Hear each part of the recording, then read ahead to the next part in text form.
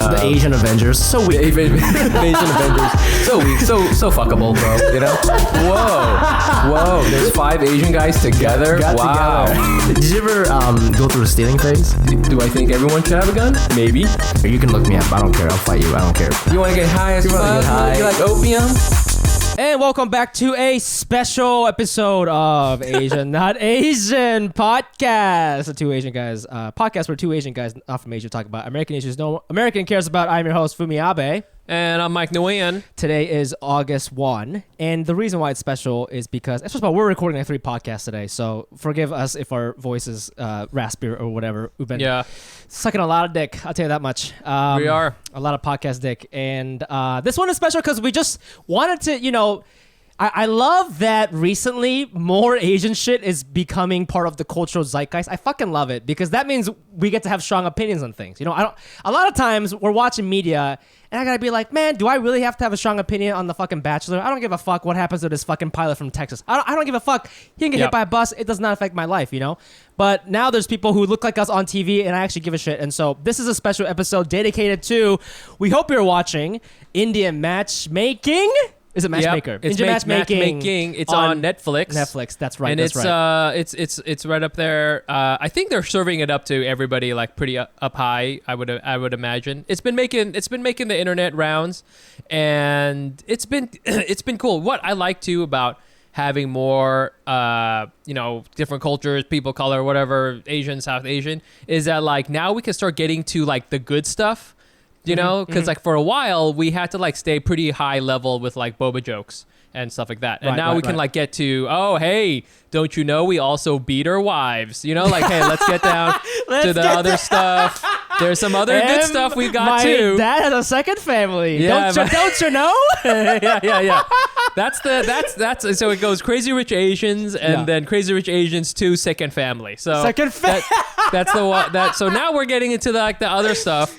Yeah. And that's what I'm liking. But for people who don't know, a quick synopsis. Hit 'em. Quick synopsis. It's a reality show, and it's about an Indian matchmaker.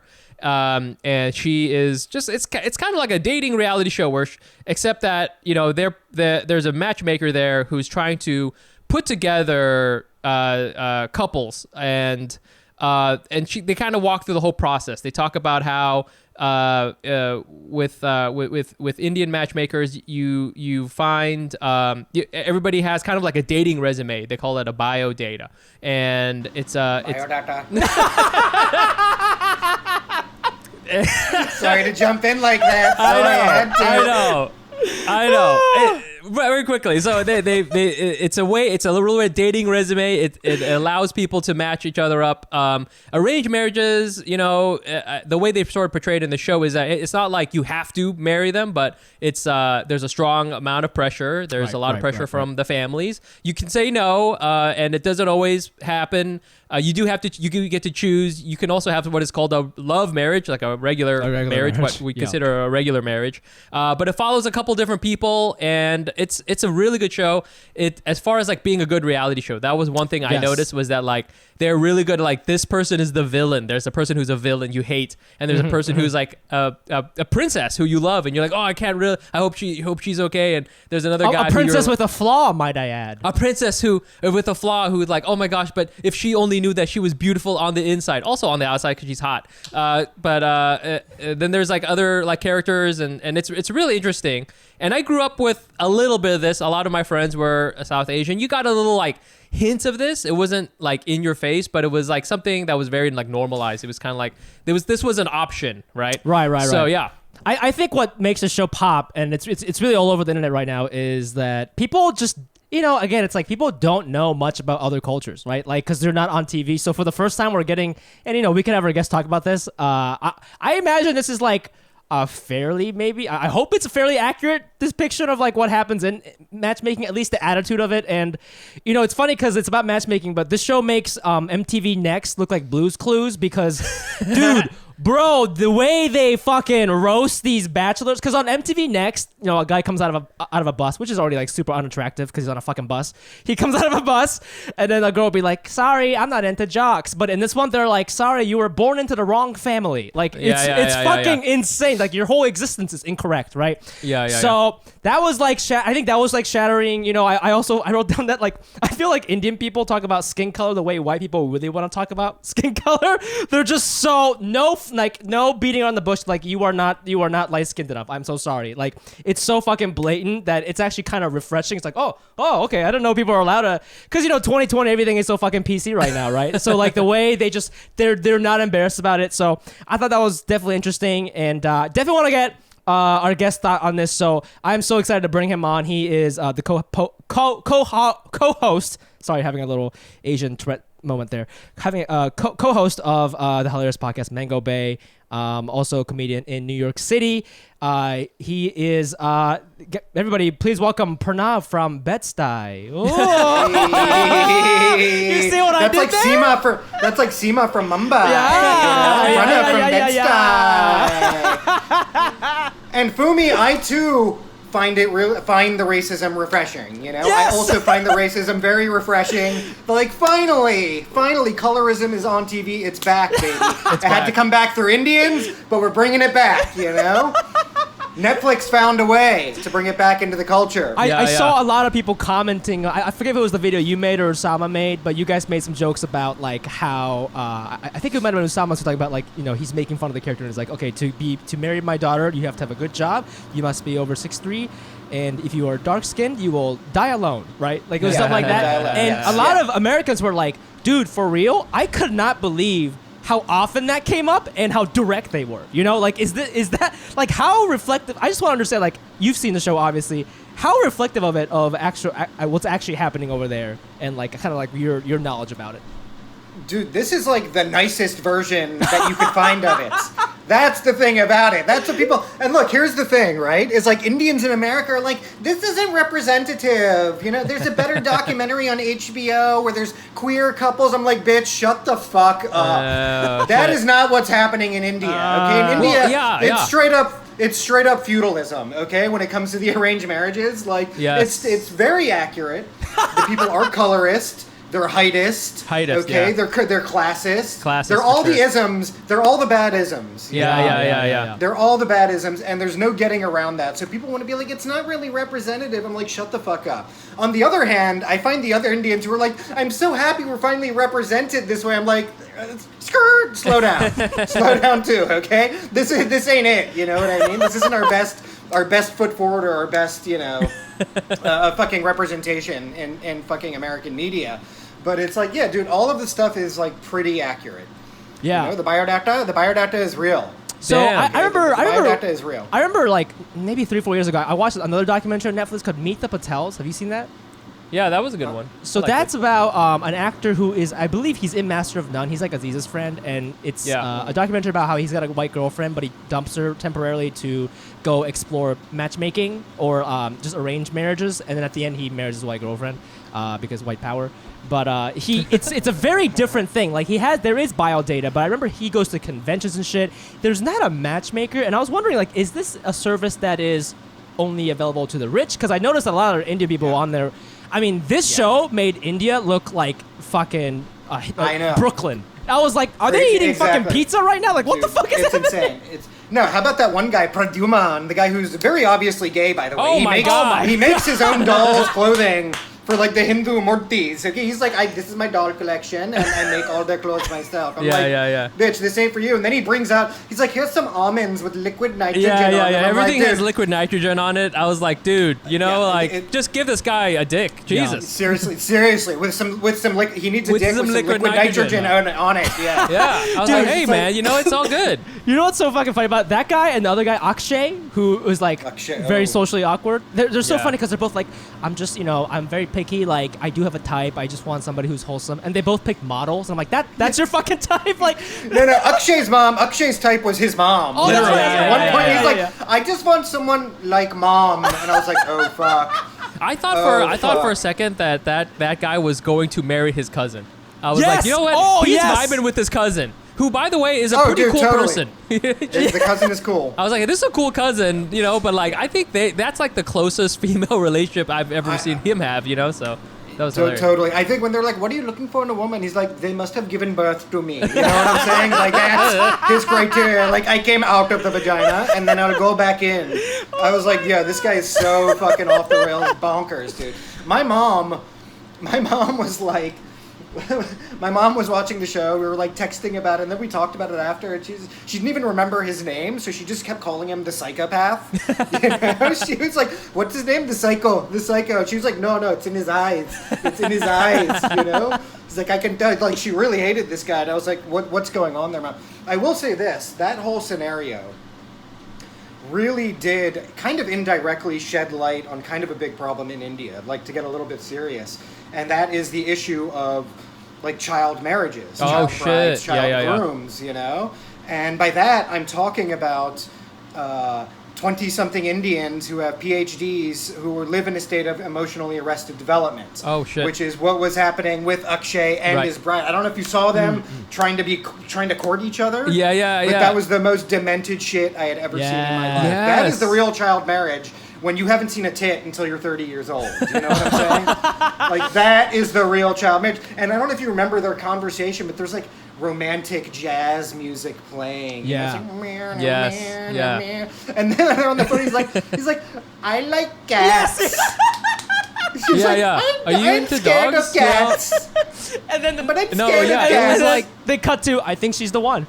Yeah. Exactly. It was like watching two 12-year-olds who had just been allowed to start talking to like opposite sex and like I'm really into video games, oh yeah, okay, and then it's like, all right, well, we doing this, It was crazy. Exactly. So I mean, like I guess like let's get into a little bit of your own experience about it. Is this something that happened to your family? Is this like something was in your friends, for yourself? My parents are arranged marriage. Yeah. I have some cousins whose marriages have been arranged. Yep. And it's becoming like a little bit less common. But of course, there's no matchmaker, right? Fumi, you were asking. The matchmakers are for like really rich people. And my family's like pretty firmly like middle class in India. I'd Right. say, you know what I mean? So for them, it's all family relations, family networks, stuff like that. Parents were arranged marriage. They met once before they actually got married. Oh shit. Same thing with a bunch of my cousins. And it is a very common thing. Did you ever go through... That's why they have to call a love marriage a love marriage. Right. It's kind of fucked up when you think about it, where it's like... Yeah, it's you like the This person. is so abnormal, like, we have to call it a love marriage. It's fucking weird, What, you know? did your parents ever try to like make you go through arranged marriage or suggest girls or anything like that? The bio. Yeah, how is it? Is it like way different now about like with like Indian Americans and South Asian Americans? Is that like? I know some, like, American Indians who've definitely got... For me, I think my parents kind of understood about me. I think they had hopes for my brother, because he's, like, a pretty normal, chill dude. Right, He's like a he's got a good biodata, man. So He's got a good one. His biodata. My biodata is like it's like a cum emoji and like the weird tribal jungly face, you know, Yeah, like yeah. But So it's it's also like, I think my parents were yeah, but also Brooklyn Comedy Festival. exactly Rogue Island Comedy Festival, you know. Yo, wait. Can I ask you something about that? Because our mutual friend Basam Shaw, we know Basam Shaw, right? He's a comic in New York and brown dude, and I called him that one time because he brings a lot of... He's very handsome and he gets a lot of girls, but they're always white girls, and I was like, this is during my Asian self-awakening where I was like, no, we must all date Asian women. So I called him out. I was like, bro, why do you always date white girls? Like, their Indian girls are fucking hot. Like, why don't you date brown girls, man? And he was like, oh, no. I really want to date brown girls, but, he didn't say biodata, but he was like, if you look up me on paper, I'm 30, I have a part-time job, I'm a comedian. Like, they won't date me. Like, they're not allowed to date me. So it's like white girls are his default option. And I kind of like that. You'll accept this trash right here, won't you? You have no standards. Is there any truth to that? I mean, there is a certain level of truth to that. Like, I don't know why he needs to go to a white girls, because I never date white girls, right? That's like verboten for me. Like, I just can't do it. So I don't know why he's always going white. But, like, what I will say is, like, I would definitely date more Indians, or I would have dated more Indians. But the fact is like, Indians culturally haven't kind of caught up to this, in terms of, like, being somebody who's, not as conventional, right? Who likes to party, who doesn't really give a shit about the, I need to be married by this age, have 10 kids by this age, whatever, blah, blah, blah, blah, blah, right? So there is something to that. They're not, I think Indian women are now starting to catch up culturally to that. Dating, you know what I mean? yeah. In terms of like being with somebody who's like a little bit less conventional, who's maybe a little bit wild, jungly, we call it. You know. I call it stray dog, but yes. Yeah, oh god, Fumi, dog with no master? Can we just flash back to Fumi? Is that what is this? What is this? Okay. What is this? I hung out with Fumi back in like December or January. I'm about to get canceled. Oh, Yeah. Fumi about to get canceled hard. Fumi, his racist ass, looks at me and, I'm just who I am. I'm in my leather. And Fumi starts, first of all, asking me about my fuck life, He's like, oh, yeah. That's a yeah, classic you like to Fumi fuck joke. a lot, don't way you? to go. Yeah. Yeah, he's like, you like to fuck a lot, don't you? I'm like, what is going? Is this how you say hello, Fumi? Yeah. I'm like, It's a what up, Fumi? He's like, you like to fuck. It's huh? a I'm Japanese thing. Yeah, for sure. Yeah, and so at one point, Fumi's just like, he's getting weirdly, his ears are getting red or something, He's getting Yeah. really feverish I and remember this now. flustered. He's like, man, he's like, man, you're like a dog with no master. I'm like, what the fuck? What the fuck? Dog with no master. And my mind, what's happening, as I can perceive it, is Fumi is going so deeply racist and like culturally just like he had to go deep into Japanese slurs, and then he had to translate it into English. I'm sure it sounded smooth as hell in Japanese. Like what the something like that. It's like, oh yeah, dog with no. But in English, he's like, oh man, you're like dog with no master. I'm like, oh fuck. Yeah. Yo, I I remember feel that sounds like it could be a really tight thing to say to someone in Japanese. You know what I'm saying? You're a leaf with no tree. You know what I'm saying? Exactly. You are a bridge that has not been crossed. You are a sword with no blood. It's like, oh, this is tight. Yeah, every Japanese roast This is is like like also a macho. haiku. There's also a haiku. Yeah.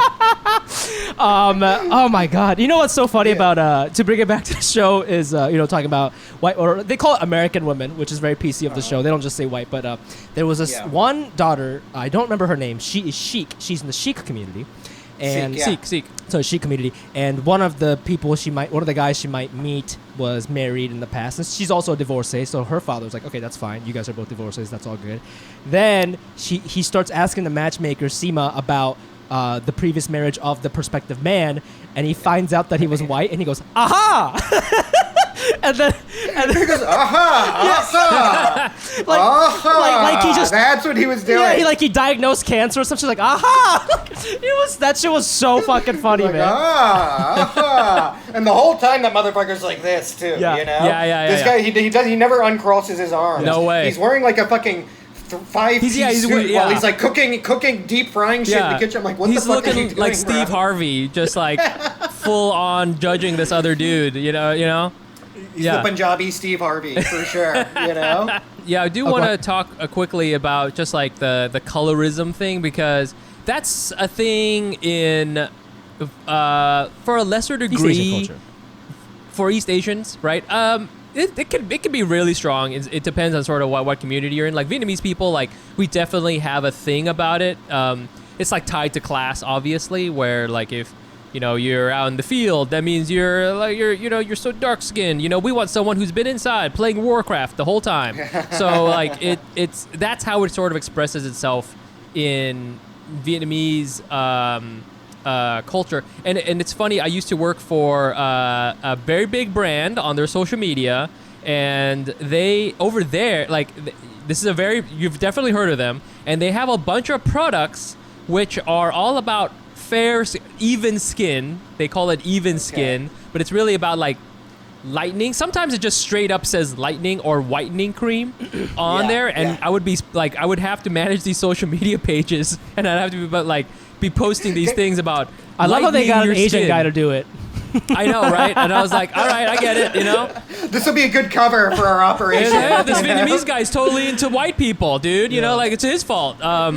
So it was definitely a thing, but like I feel that for and correct me if I'm wrong. I feel like there is it's a class thing, but also it's kind of like almost a race thing, because I feel like there's India is as a nation state isn't just India, right? That was just like arbitrarily done by like some British guy named Bryce, and really shout out to Bryce. Yeah, right. There's a whole bunch of cultures there and identities, but like there is like a difference between like Indians from one part of the country. They're like their complexions are a little different from another part of the country. That's something I heard from my Indian friends. I don't know if that had to do with all that, I think there's like many layers to the colorism, right? Yeah. A lot of people ascribe it to like a British influence, right? Other people ascribe it to a Mughal influence. Then other people, they ascribe it to like regional biases that occur, right? From North Indians versus South Indians, you know what I mean? Yeah. North Indians can be a little bit lighter skinned and this and that. South Indians are darker, blah, blah, blah. I think there's like a lot of different levels to it. I think on a more an innocuous level, I think there's something interesting, like, because white people, you never see a white person who's like, I need somebody even paler, right? Everyone's trying to be tan. You know what I mean? Yeah. Everyone's trying to be tan. That's why gingers are like the N-words of the white community, right? That was their first level of like, you guys are so pale and disgusting, you explode in the sun. Yeah. You know what I mean? So it's like, it's weird that white people are always wanting to get tan, but not wanting to accept people who were just born with tan. Yeah, right. You have to work So for your Indians- tan, okay? I don't want you to just naturally have it. I want you to spend the time earning it. Exactly. You guys are cheaters. Like, yeah. I want you to want this so bad you get cancer from it. You know what I'm saying? But it's weird because in India, it's like as in Hinduism, like so many of like Krishna, who's like one of the prevailing deities, is dark. His name literally means dark. Oh, you know shit. what Oh, I that's mean? tight. And and they're saying he was very dark skinned, and all these other like heroes and characters from the myths and legend are all very dark skinned. So it's like it's hard for me to really track how the colorism is actually what the origins of it are, and I think it's various threads that do that. Let me ask you Got it. this. Okay, so obviously with the colorism, it's 2020 in America, super racially sensitive right now. I think a lot of people on social media are like, this is so fucked up, this is crazy. And for sure, I agree as a global citizen, but there's always a part of me As a global citizen. listen. But I'm just trying to not get canceled here because of the stray dog comment. I'm making up. I'm making up for the look. I said Don't get a straight dog with no Straight- master. Dog Dog with no master. It's dog Listen, with no master. there is a part of me. Okay, here's a little story. Okay, I went to Mexico, and in Mexico there aren't a lot of Asians. And I remember when I went to Mexico, a lot of kids would come up and ask if they could take pictures with me, and they would touch my hand. Right? Do I think those kids are racist? No. Okay, but the white kids I was with were like, oh my god, I can't believe they're doing. They just couldn't believe that I was being treated this way. But I was like, nah, guys, it's fucking fine. And I feel sometimes Americans view the world through their lens, and maybe we shouldn't be doing that. I don't know. Like, what do you think about, like, obviously it's not cool to judge people by the skin of their color, but like sometimes I feel like Americans will see something like this and really judge Indian people or really judge the Indian culture through their lens.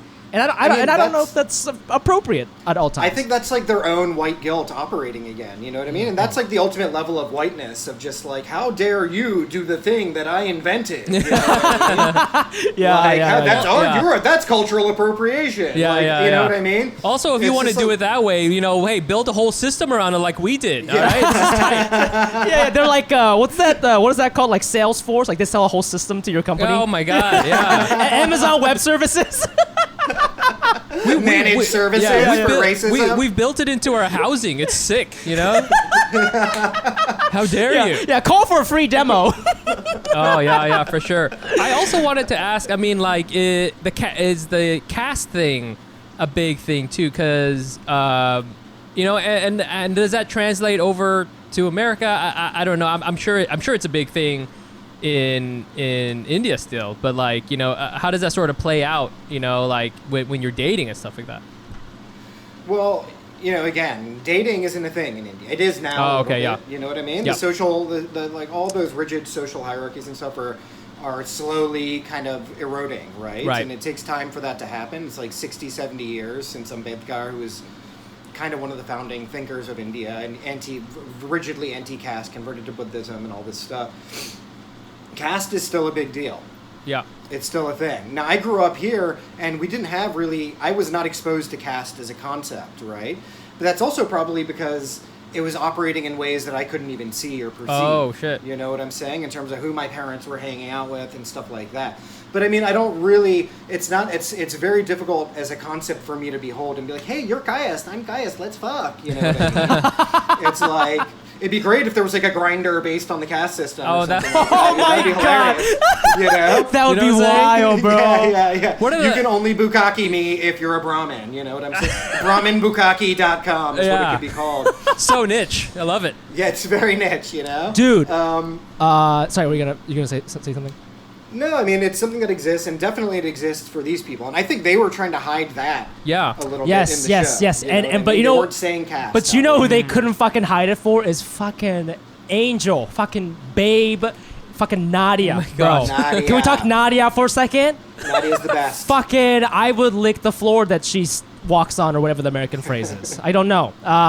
She's so hot, and she's an event Stray planner and like rockin' body, great personality. You know, Jesus. oh, just love her, dude. Oh, but my God. then it was so sad for me to see how much she had accepted the fact that because she's an Indian person from Guyana or Guyana, Guyana, yeah. she also herself accepted like, oh, okay, well, I just can't meet these people. You know, it was so Right. ingrained in who she was and who she came up that her parents were like, oh, is caste an issue? It's like, you don't fucking have to worry about that. You know, like, let them fuck. You know what I mean? Like, that part was like, I didn't even know they were over there. That's fucking crazy. Like, you know, is that something you had heard growing up about like, oh, he's an Indian guy, but he's actually he's West Indian from Africa or whatever, so he's different. I mean, it's interesting because, like, I don't know if you can say that's, like, caste per se, right? That is their, like, class, on the other hand. You know what I mean? So, like, Indians who are in America, especially from, like, our generation, our parents came over because they were, like, highly educated. Right. And were already at a certain socioeconomic status. And so I think for them, it's like, oh, they've been in Guyana for 150 years. They're just kind of average people in this weird way. Yeah. I think that's how these kinds of Indians would perceive, which I think is fucked up, because I think for me, the Indians who are in Guyana are actually more Indian in a sense. How so? right? How so? Yeah, huh? Because they've been displaced for longer. If you look at Nadia, her family, they've been displaced from India way longer than, like, my family has been, right? Right. Ah. You know what I mean? Indians have only been in America for 60 years, you know, and we're already like, hey, I'm Jay Patel or whatever. And it's like, Jagannathan, and he's like, I'm Jay or whatever, right? Meanwhile, these motherfuckers in Guyana, they've been out of India for 150 years, yet they still found a way to maintain the custom, to Right. still marry Indians, stuff like that. So for me, the culture is, like, way stronger with them. You know what I mean? They should be more discriminatory in a weird way, if one is going to discriminate. An outsider's point of view, of course, I was like watching this the whole time, and I couldn't help but think like, oh, is this something that I've heard like kind of like jokes about it, like from comics about like, you know, arranged marriage versus whatever, going on Tinder and stuff like that, and I wonder if a system like this could work in America sometimes, if it was like, because, you know, like, you know, your parents are still trying to look out for you, you know, like, hey, we want this person to be from, you know, to have an okay family, and, you know, your dad is going to be like, yeah, she's also going to get big tits, am I right? You know, like, The biodata would be different, the for sure. biodata for sure. Yeah, we got to get some Big old measurements. titties. Yeah, Tiggums. Yeah. So, do you you know? I know this wasn't like something that you necessarily had to go through, but do you ever like look at it and go, huh? You know, like this could be interesting, because in some ways it takes a lot of pressure off of like the craziness of dating. Do you know what I'm saying? Totally. I think it's a superior system. Yeah? In terms of, if the goal of society is to, like, just create these whatever atomized family units that are all identical, and society can be built on these building blocks. Oh, I see, right? I see. And it is a superior system in the sense that love is not the thing. Like, when I talk to my dad, because for a long time growing up, I had a weird issue about this concept of romance, love, because my parents had an arranged marriage. And it's like, oh, they don't love each other. And that's how I had perceived it as like a kid. And so for me, finding romance and finding love and passion and stuff was important to me at a certain point in my life. But my dad, I remember, asked him, I was like, what's going on? Like, do you guys love each other or whatever? He's like, Indian marriage is not about love. Yeah. Indian marriage is about duty. Yeah. Right? And so me as a husband, I fulfill my duty towards your mom, and she fulfills her duties towards me. And from there, love actually grows. Oh. So it's the duty is the soil from which love actually grows. Also, Dude, that kinda, I buy into that. Yeah, that also makes me kind of horny. I mean, Duty? What if I search a little duty, porn? Huh? She's fulfilling her duty to me, if you know what I'm saying. I never thought of She comes in wearing a strap on. She's like reporting for duty, honey. Boom. Yo, every time she goes down here, she salutes. It's like, nah. Yeah. she's like, this is for the family, It's just, I'm this is for the picturing family. Yeah.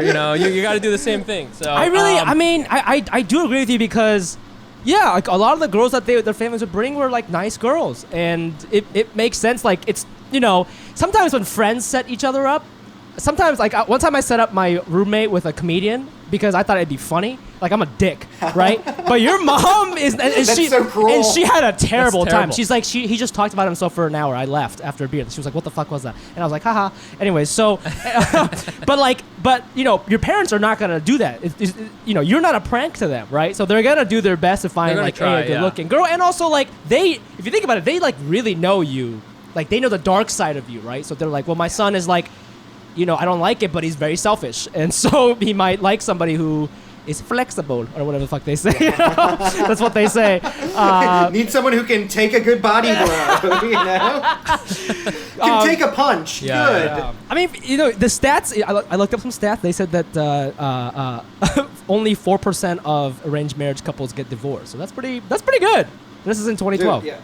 It's like the cases where they do get divorced is like when it's like physical spousal abuse, you know what I mean? And I think you're right. I think it is. It's like it kind of does work, and you're right. Your parents know you better than anybody. You know what I'm saying? They look at you from up here, and we're like, you don't get me, mom and dad. I want to be a contemporary dancer. And they're like, bitch, you're uncoordinated. You always have been. Like, you're good at math, so just fucking do that. Yeah. And it's like they can look and see somebody else, and they can look at what kind of family they came from. Not just in terms of like high class, low class, or whatever, right? But like, are they similar to us? Are they from the same region? Do they have the same customs? What's it going to be like? Is there going to be a learning curve in having to get to know this other person when they actually get married? Yeah. And I think like my parents are really happy when my brother got remarried because he has 2 kids. He divorced, but his second wife, now is Indian from the same area as my family in India. Word. They're Uttar Pradesh, all that stuff. And so the barrier it's a much more seamless integration of the families, you know what I mean? And that's what it's about. It's about joining family units, building a thing, integrating someone into your family. So that makes sense. It makes a certain kind of sense. You know what I mean? I wanted to ask this thing before we have a game for you that we like to play a little bit later. But I wanted to ask because you made a video about this, which was so funny. But okay, so India, obviously, rich culture. They got their religion. I never really thought of them as, them believing in these like sort of supernatural things. But then they throw in the fucking face reader. They throw in the astrology, and I actually thought that was like that caught me off guard because I was like, oh, I thought they didn't like believe in that shit because they got God. I thought that's what like Hinduism is all about. It's all about you know what I'm saying? It's about like lighting incense and then fucking like looking into the stars and like Well, I didn't think it was about like looking at a fucking pixelated fucking 3 megapixel picture of somebody and be like, yes, this face means he's not ready for marriage. Like this is one black box, sir. People of color, man, East Asians. Holy crap! I can't remember which comic has this joke, but we just love to blame things on ghosts. All right, everything's about ghosts. God. Everything's about luck. For East Asians, it's like, okay, like what day was he born?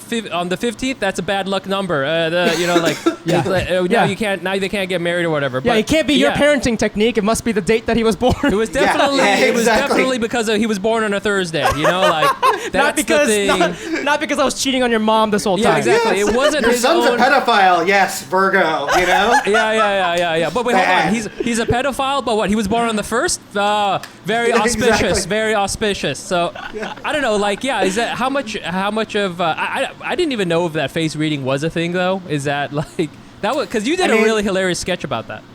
Yeah, everyone go check that out on my Instagram. It's a real thing. Face reading is not something I was ever accustomed to, but like astrology is huge in India. It's huge, and it's like thousands and thousands of years old there. I think it might be the first like astrological system that exists. Indians are really into astronomy in general, and so they're hyper into the planetary movements and all that stuff. And before you get married, you go to a pundit or a swami, and you get the charts lined up, and then they will tell you based on the birth charts, these two will be a good match. Oh shit. That's a true thing. And when you're born, if you're a Hindu, when you're born, you get up your birth chart read almost immediately, and you figure out what's what with your life, and this and that and the other thing, what your attributes are going to be. Did you get one of those? Do you remember what did it say? You know what I'm saying? Did it foretell this, huh? A little bit of... in some ways it did. Oh, really? It did in some ways, yeah. You will go to the east and meet two wise men. Oh, what does that mean? To the East Coast, to Brooklyn, East New York. Yeah, and meet two knuckleheads. That's pretty much what it was foretold. That was the biggest thing on my chart, was doing this podcast, actually. Oh, my God. Twice. I don't know if you knew this, but this is in the stars. I did. It said some stuff which turned out to be kind of accurate. Oh, wow.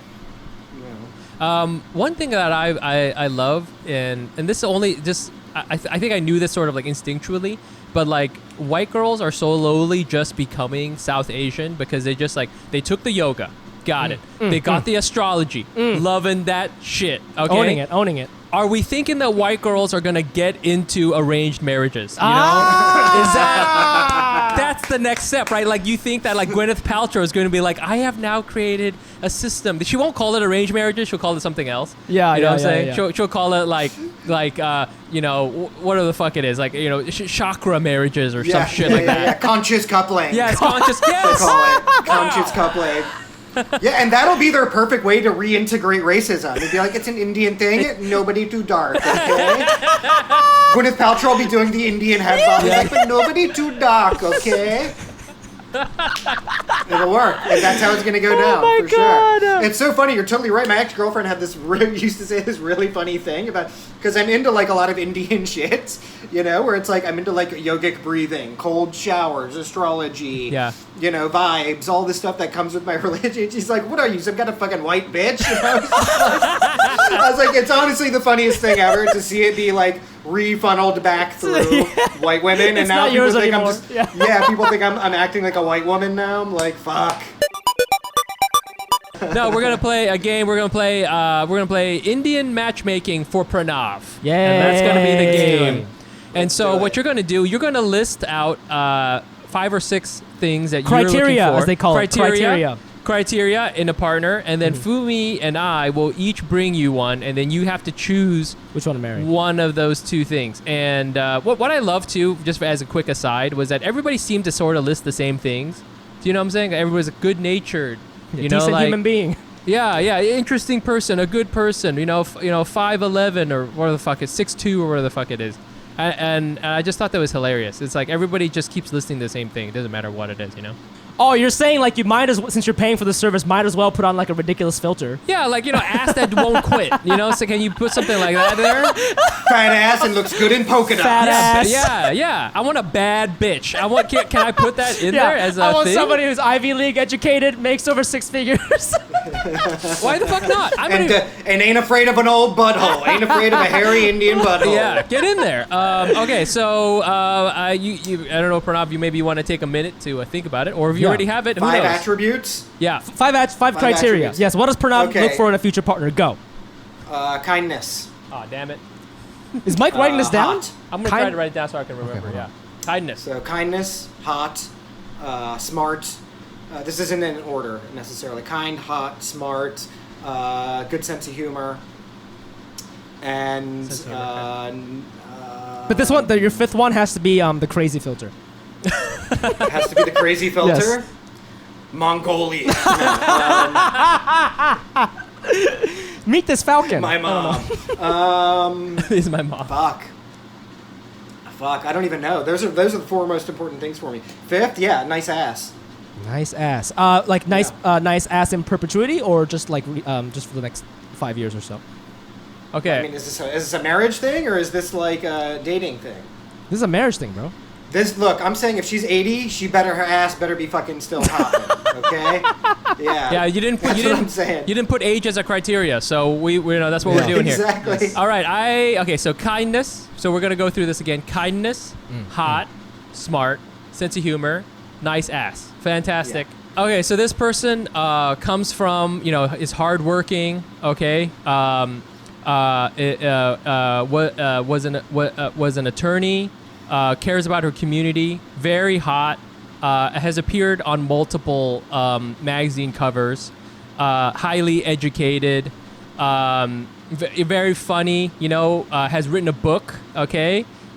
Is this Nancy Grace? Are you talking about Nancy Grace? What the fuck's going on here? Okay, and former First Lady Michelle Obama. Okay, that's the first one. We've got Michelle Obama. We're assuming that she's not married. Okay, but Michelle Obama, fantastic. Okay, she has great. kids, but that's okay. Okay, now I'm gonna since you brought out your A game, I will also bring out my A game. Okay. Wow. Okay, Michelle Obama. I'm gonna get canceled if I say no to Michelle Obama. You know that, right? Okay, my prospect for Pranav is, this person's very kind. Everybody knows this person as a kind person.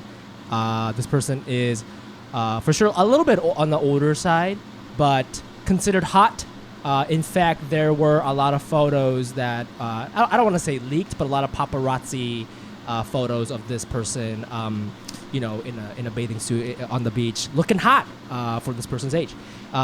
Smart, Ivy League educated, sense of humor, absolutely. This person has done a podcast, I think, which is not something that someone in this position would do, but has done podcasts, fairly funny. And nice ass, absolutely. When this person wears the right types of trousers, if you want to call it, that they, when this person does that, it makes my pants a little tight, might I add. So nice ass for sure. And this person is Barack Obama. Boom. I knew it. I fucking knew it. Bam! Boom! Bam! I knew it. What? I can't get a Sasha in there? No Sasha Obama? No, because Sasha would have happened if this was Mango Bay, but we're not doing because you guys love kids. You guys doing kid shit. You guys love talking about kids. And we're going number one pedophile podcast. Number one pedophile podcast. We're going straight to the Pizzagate. So, it's between Barack Obama or Michelle Obama. Yeah. Oh man. You're gonna get canceled either way, dude. Yeah, I'm gonna go with Barack actually. Yeah. Okay. Yeah. Fair. Because I think I'm a top.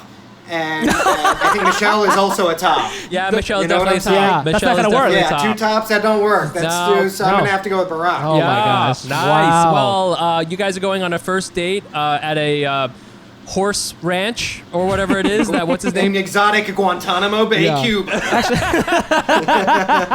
You'll be staying there for 5 to 10 years. It'll be great. Yes, that'd be funny if Pranav was episode 3 of the Michelle Obama podcast, the guest, the man who took my husband, the guy who cucked me.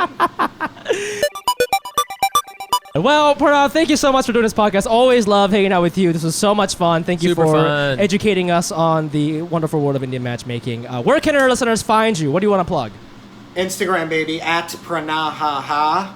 Also, you got to follow the podcast Mango Bay. It's also on Instagram, Your Mango Bay, YOURMANGOBAE. It's with the boy Usama Siddiqui. Hey. Siddiqui. You know what it is. It's my best boy right there. Just follow that shit. Lots of good content coming out on the gram, and yeah. Hell yeah. Thanks for having me, guys. And you can also find us on Instagram at Asian.AsianPod. I'm also on all platforms at the Fumi Abe. That's TheFumiAbe. And you can find me on Instagram at NicePantsBro. Please join us on Patreon, patreon.com/Asian.AsianPod for bonus content. We have monthly bonus content, and they are just me and Mike getting real problematic. So it's a good time. Please check us out. We also have a weekly Zoom comedy show called Hack City. It's every Friday, 8 p.m. Eastern. It's free. Just go to Asian.AsianPod.com for tickets. Tell your friends. It's a great time. It's on Zoom. And we're Best show in the city. Best show in the city. And we're thinking about doing something outside soon. So definitely follow us on Instagram to look out for that news. And I think that's it. Pranav, thank you so much. This was so much fun. And Anals, we'll see you guys next week. Bye. Bye, you guys. Love you, Anals. Thanks, guys. Peace.